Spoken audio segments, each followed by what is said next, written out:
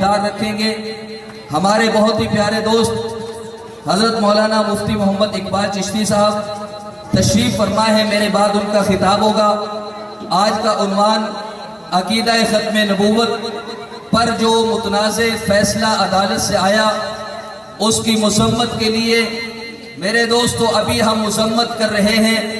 اگر ایسا وقت آیا ہماری مذمت پر کسی نے کار نہ دھرے تو پھر وہ وقت دور نہیں ہے، مذمت کی جگہ پر مرمت بھی ہوگی، ہر چوک میں ہوگی، چوراہے میں ہوگی۔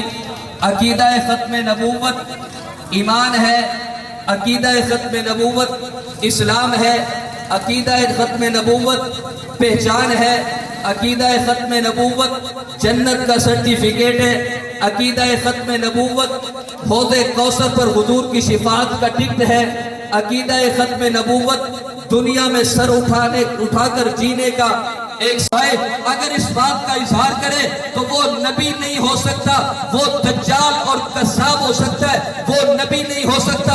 میں نے کہا عقیدہ ختم نبوت پر قربانی کب لگی، کب سے لگی؟ یہ انبیاء کا سلسلہ تھا جو عقیدہ ختم نبوت کا اظہار کرتے رہے۔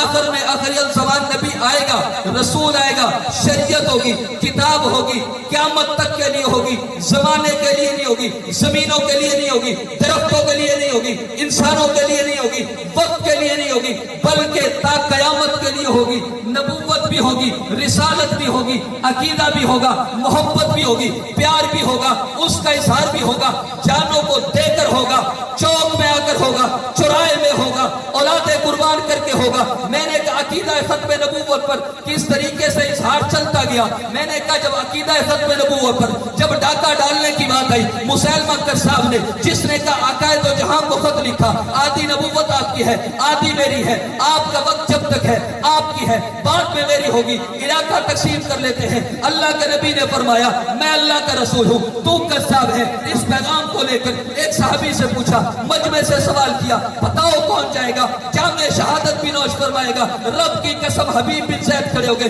اٹھ کر کہنے لگے یا رسول اللہ میں حاضر ہوں۔ یہ نوجوان ہے، ایک روایت میں آتا ہے 12 یا 13 بچے ہیں۔ میرے دوستو جب جملہ ارشاد فرمایا اور اس وقت چبا رہے تھے کھجور، منہ سے کھجور کے جب ٹکڑے نکلے صحابہ پر پڑے، صحابہ نے کہا انتظار کر لیتے تھوڑی دیر کے لیے، سیکنڈوں میں کھجور کو چبا کر اٹھ کر جاتا۔ میں نہیں چاہتا حضور کی ختم نبوت کی بات آ جائے، حضور کی ختم نبوت کی تحفظ کی بات آ جائے۔ میرے دوستو ختم نبوت تو بڑی اعلیٰ چیز ہے، حضور کی عزت بھی محفوظ ہے، عظمت بھی محفوظ ہے، ادائیں بھی محفوظ ہے، وفائیں بھی محفوظ ہے، پیار بھی محفوظ ہے، زلفیں بھی محفوظ ہے، سجدے بھی محفوظ ہے، قیام بھی محفوظ ہے، رکوع بھی محفوظ ہے، تشہد بھی محفوظ ہے، رات بھی محفوظ ہے، دن بھی محفوظ ہے، وفادار بھی محفوظ ہے، رشتہ دار بھی محفوظ ہے، بیٹیاں بھی محفوظ ہے، بیٹے بھی محفوظ ہے، مجاہد بھی محفوظ ہے، مبلغ بھی محفوظ ہے، مجاہد بھی محفوظ ہے،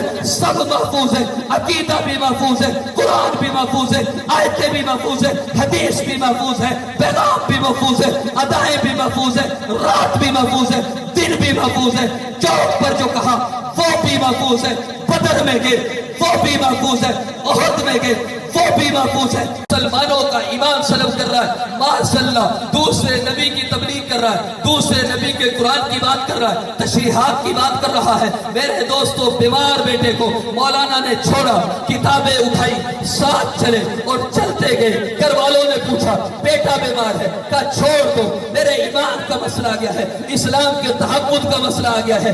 چل دیے، بس اسٹینڈ پر پہنچے، کہنے والے نے کہہ دیا مولانا آپ کا بچہ فوت ہو گیا ہے، آپ پلٹیے، اپنے ہاتھوں سے کفن دے، اپنے ہاتھوں سے قبر کی پتال میں اٹھائے، آپ باپ ہیں، بیٹے کا جنازہ ہے۔ مولانا نے کہا فقہ پر تدفین